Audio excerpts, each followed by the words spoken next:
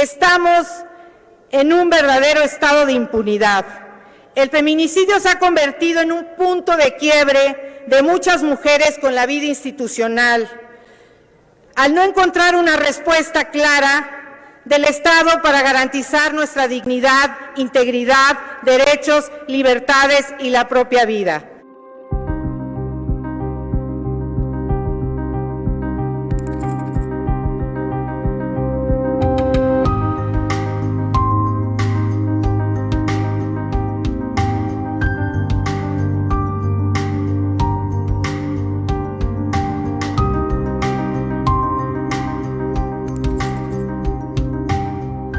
Yo soy Lorena Villavicencio, fui diputada federal en la legislatura anterior, la primera legislatura de la paridad, soy abogada, soy mamá de un hijo que ya es un adulto y soy una mujer que lleva participando 33 años en la política.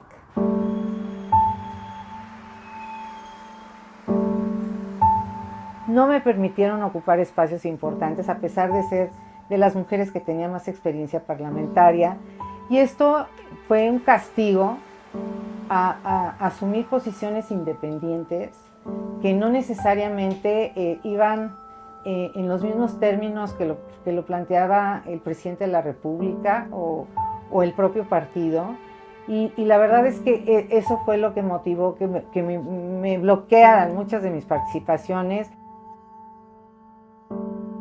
La violencia política contra las mujeres en razón de género es toda acción u omisión, incluida la tolerancia, basada en elementos de género y ejercida dentro de la esfera pública o privada, que tenga por objeto o resultado limitar, anular o menoscabar el ejercicio efectivo de sus derechos políticos y electorales, el acceso al pleno ejercicio de las atribuciones inherentes a su cargo, labor o actividad, el libre desarrollo de la función pública, la toma de decisiones, la libertad de organización, así como el acceso y ejercicio de las prerrogativas, tratándose de precandidaturas, candidaturas, funciones o cargos públicos del mismo tipo. Normalmente, y esto no ocurre en la política, sino ocurre en cualquier espacio, cuando las mujeres defendemos nuestras posturas, siempre nos clasifican o estigmatizan como conflictivas. Trato totalmente distinto cuando un hombre defiende sus propios derechos. No hay ese tipo de caracterizaciones, ni mucho menos. Entonces, yo deduzco que si mi condición de género hubiera sido otra, si hubiera sido hombre, evidentemente la actitud hubiera sido totalmente distinta, porque yo lo vi con otros compañeros que eran beligerantes y evidentemente pues no tenían ningún tipo de afectación por eso.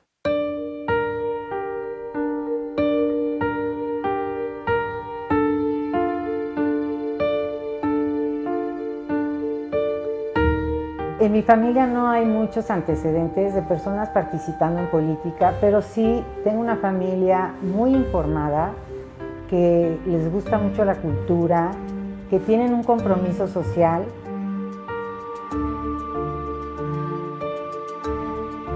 Desde que tengo 13 años, tomé la decisión de ser abogada, porque el tema de las injusticias como que nunca me gustó.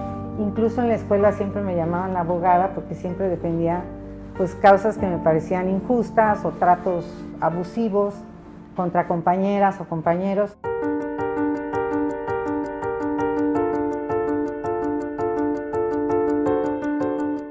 Yo tomé conciencia desde muy chica de las diferencias que había, las diferencias sociales en general, y de manera particular de las mujeres, porque a mí me obligaban a trabajar desde muy chica.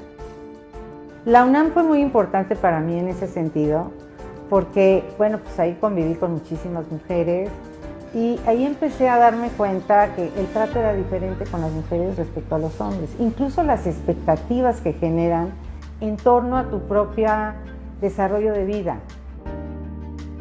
Conforme lo que nos muestra la historia de México y los resultados de diversas investigaciones, se puede afirmar que las mujeres aún enfrentan enormes dificultades para ser candidatas y ejercer los cargos para los cuales son electas o designadas. Sabemos que, entre estas barreras, destacan los estereotipos de género que son normalizados en la cultura, los partidos y las instituciones, es decir, tienen un carácter estructural. A pesar de que hoy en día tenemos 7 gobernadoras y un Congreso paritario, llegar al poder sigue siendo una carrera de obstáculos para las mujeres. Cuando sentí más las diferencias en el trato fue cuando entré a la política. Yo entré en 1987, estamos hablando de muchos años, y sí había un trato distinto entre mujeres y hombres, incluso tus expresiones no valían lo mismo que las de un hombre, las negociaciones se hacían más con los hombres que con las mujeres, o sea, sí había un trato totalmente desigual. Incluso había un fenómeno que ocurría donde pues pensaban que porque eras joven y les podías gustar, pues, y tenían ellos poder, eso les daba la posibilidad de decirte cosas que te incomodaban. Ser mujer en este país nos convierte en víctimas y las mujeres no queremos serlo. O nos convierte en heroínas para ser sacrificadas por nuestros agresores, por la violencia institucional o política. La violencia se ha convertido en un lenguaje aceptado y normalizado por muchos. Incluso podemos hablar a estas alturas de un culto a la violencia.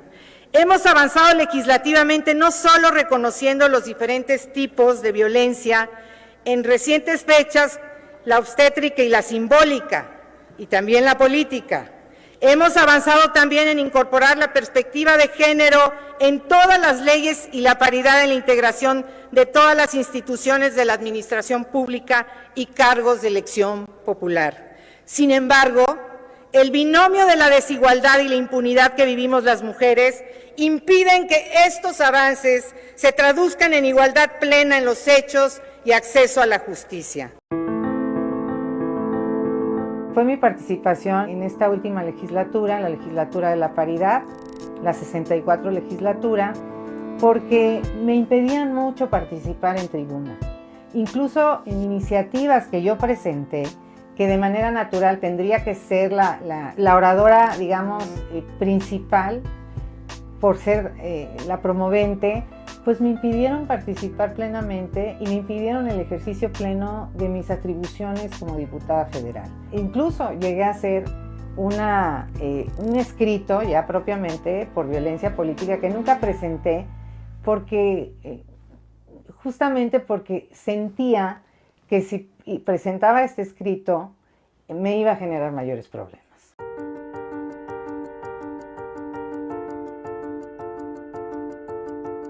Cuando tú trabajas en el espacio público y haces una denuncia por este tipo de violencia que está tan normalizada, como es que no te den tu lugar o que no te dejen ejercer plenamente tus funciones, pues la consecuencia natural es que incluso apoyado por las mujeres te bloquean. Entonces yo tuve que ponderar mucho ese tema porque sí estuve permanentemente bloqueada. ¡Alerta! ¡Alerta! ¡Alerta que camina! Conforme a las estadísticas de las elecciones del 2021 realizadas por el INE, las especialistas coincidieron en afirmar que las mujeres son víctimas de violencia política en razón de género en todos los niveles del poder.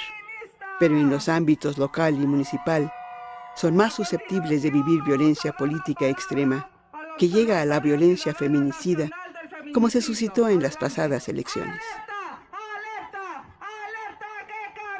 Estamos en un verdadero estado de impunidad. El feminicidio se ha convertido en un punto de quiebre de muchas mujeres con la vida institucional. Al no encontrar una respuesta clara del Estado para garantizar nuestra dignidad, integridad, derechos, libertades y la propia vida. No estigmaticemos entonces la rabia de las mujeres que se está expresando el día de hoy en sendas manifestaciones por todo el país. Este mensaje del Estado a la violencia feminicida consolida el patriarcado, preserva y amplía las desigualdades de las mujeres, impidiendo el ejercicio de nuestros derechos, multiplicando la violencia contra las mujeres. La violencia política en razón de género, disimulada y subterfugia, continúa. Pero hoy, la lucha descarnada es la característica de las elecciones recientes y de las futuras si la impunidad de los agresores continúa.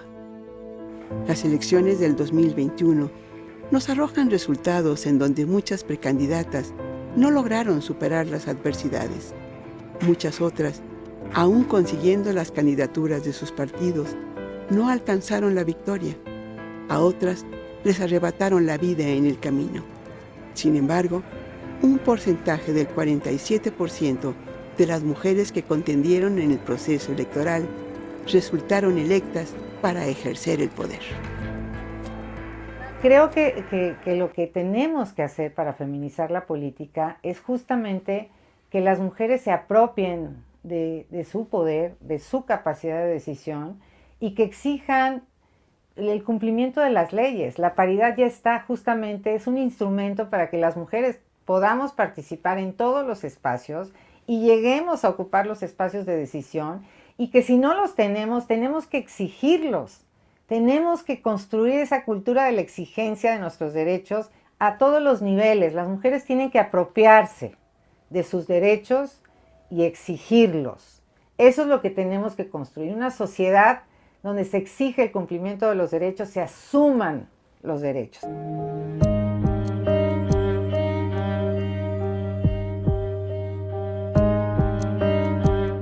Efectivamente, yo me considero feminista, pero pienso que el feminismo es la defensa del ejercicio de los derechos humanos para un grupo poblacional. Pero esto de ninguna manera implica una guerra contra los hombres o una confrontación contra los hombres. No es eso.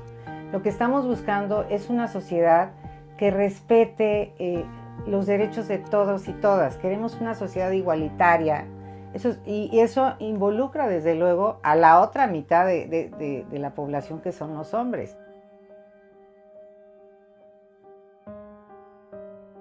Un análisis realizado recientemente por el Instituto de Liderazgo Simone de Beauvoir nos dice que las redes de mujeres son esenciales como una estrategia para la participación política.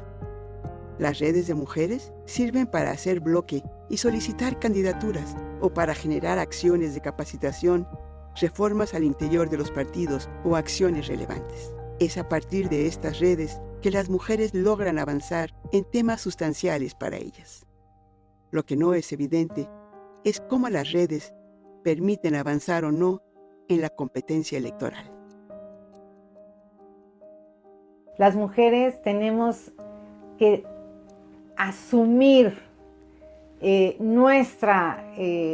nuestro poder, aumentar nuestra confianza y fe en lo que somos, no escuchar esas voces que buscan limitarnos y seguir caminando para lograr nuestras causas. Creo que escuchar demasiado estas voces que siempre se oponen al crecimiento de las mujeres no nos ayuda. Escuchemos nuestra propia voz, sigamos nuestros impulsos, respetemos nuestras convicciones, peleemos por nuestras causas y no olvidemos que muchas mujeres estamos con esta gran idea de aportar y de sumarse a todas estas causas para que vayamos avanzando juntas.